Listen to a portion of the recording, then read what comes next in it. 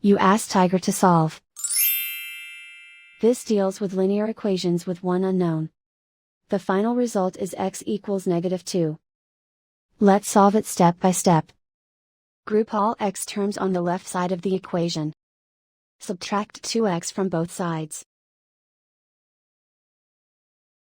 Group like terms.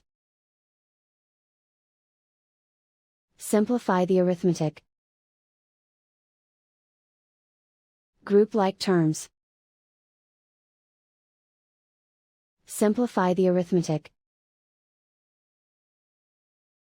Group all constants on the right side of the equation. Subtract 6 from both sides. Simplify the arithmetic.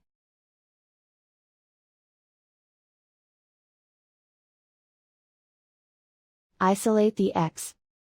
Divide both sides by -6. Cancel out the negatives. Simplify the fraction. Move the negative sign from the denominator to the numerator. Find the greatest common factor of the numerator and denominator.